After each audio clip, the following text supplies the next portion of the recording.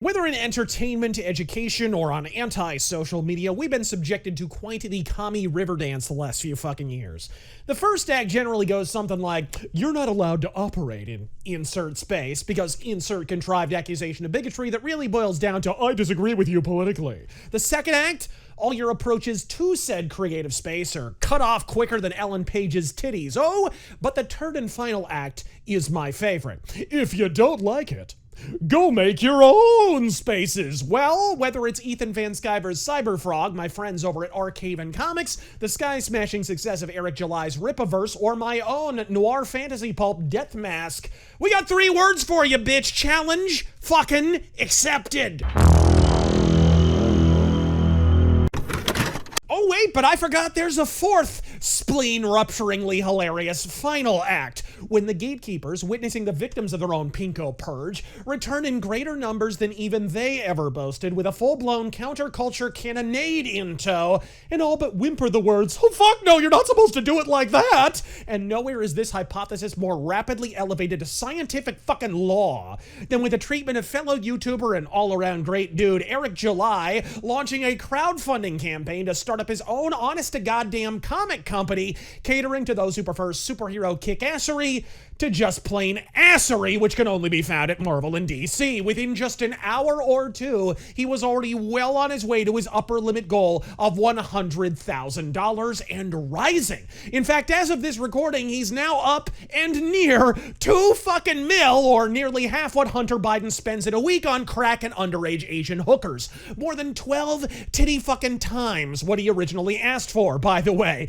In the aftermath of which the Reddit tanky triad swept in and deleted and banned all mentions of the motherfucker and his campaign on the basis that he, quote, supports those who support hate speech. Nah, bitch, if I want hate speech, I'll head it on over to the comments section of your own fucking site every time this motherfucker's name is cursorily mentioned. Eric July, you see, has a slight suntan, and thus the moment he surpassed the monthly sales of any mainstream comic company on what amounts to a fucking pre-order, the noble non-racists on Reddit were dropping more N-bombs than Cold War Nevada. But make no mistake, while the latent racism inherent in the near totality of the race-obsessed left is certainly hilarious to have so visibly confirmed, the vehement, spittle-flecked fucking outrage was all about one thing and one thing alone. This is our sandbox, you can't come in, and how dare you make a more popular sandbox of your own. And understand me when I say it's our own fault for asking them so long. And if I can impart just one item of advice in the dismal existence we all share, it's to stop asking permission to create. The president doesn't ask permission before bending down to huff a Girl Scout, so what the fuck are you doing? I never asked a solitary sack of shit for permission to open my YouTube channel.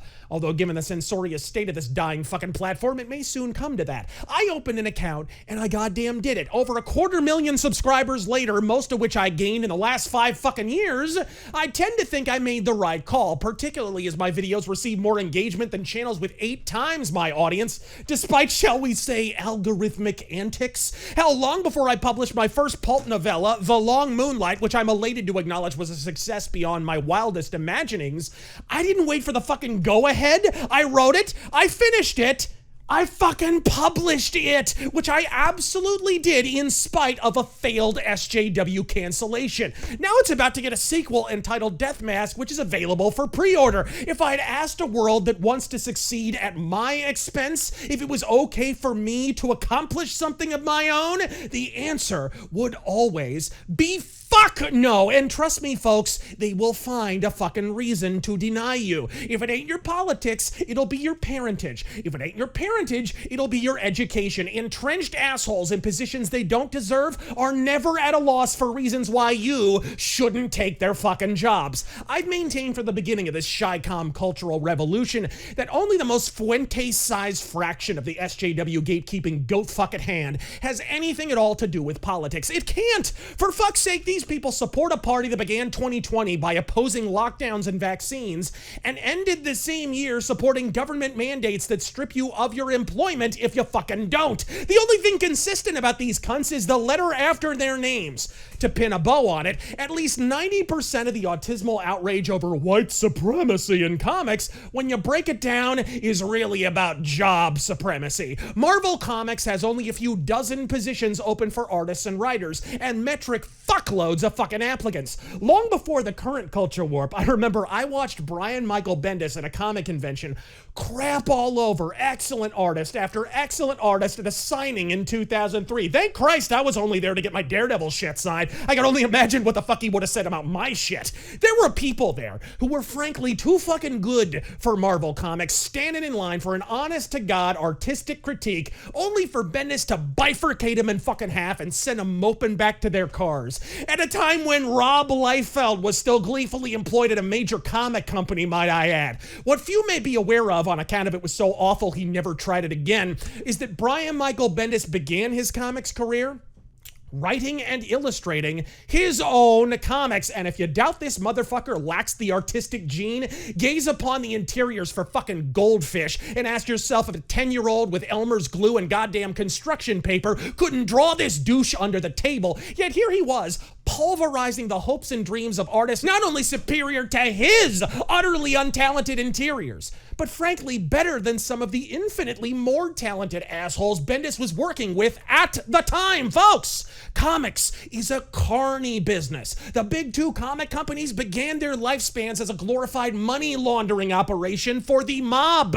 There are comic book carnival games at play, folks, and rule number one of any work, you never let the marks peek behind the curtain. Bendis knew if he let any of these a-holes into the doors at Marvel, he'd be handing an unemployment check to one of his far less qualified co-workers. And I maintain that for all the side shaves and shitbaggery, for all the Bolsheviks bleating about their feminist agendas and transcontinental rights, sobbing about socialism in a fucking cape comic, when it comes right down to it, it's all about keeping themselves employed and you on the outside looking in. This is why they don't give a flying fuck about whether you buy their own books. It's not that they don't care what customers think, it's that to them, you ain't a fucking customer. You're a rival employee coming in to relieve them of an artistic position they never deserved, as most of these aspies are outclassed by kindergarten macaroni art. And the fuck of. Asking a DC or Marvel comic creator if it's okay to enter their industry and deprive them of employment is like asking the toothless cabbage stinking carny why the rubber ball never stays in the basket.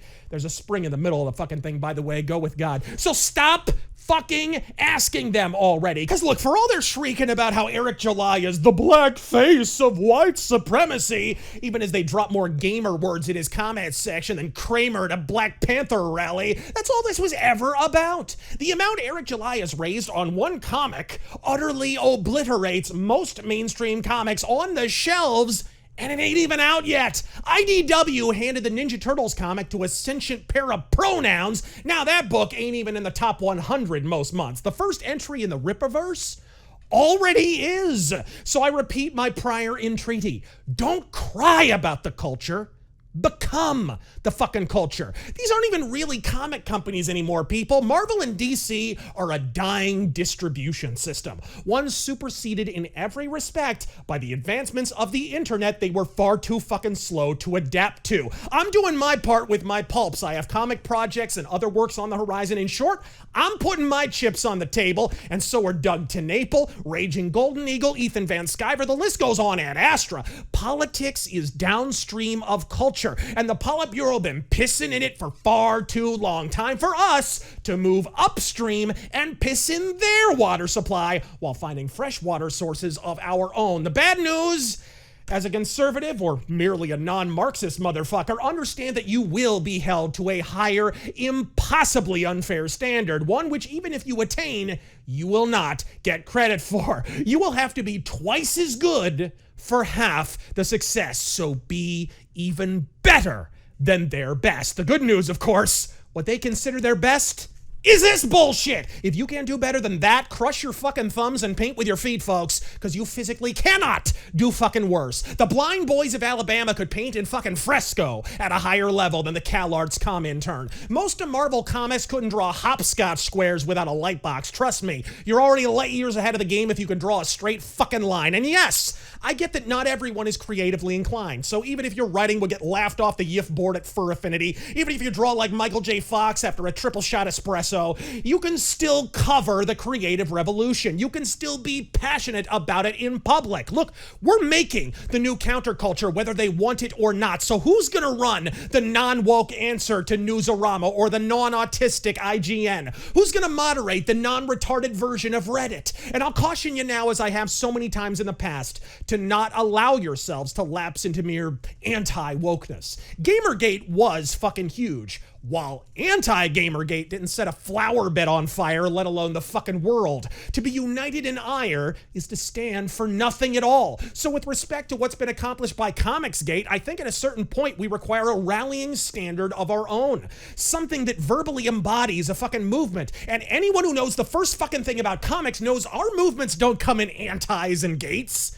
They come in ages. This is a palingenesis for a dying industry, an eschewance of needless ornamentation and false prestige, and a return to the most raw, rudimentary form of the format. Folks, we're witnessing the birth of the fucking Iron Age. We may not be as pretty as gold or goddamn silver, but we sure as shit hammer it out. And it's not that we will win, it's that in all the ways that matter, we already have. So join us for the fucking victory parade. Don't ask DC and Marvel's permission. The only thing we should be asking them is what they want on their fucking tombstone. I'm Razor Fist. God fucking speed. Raise your fist in the air.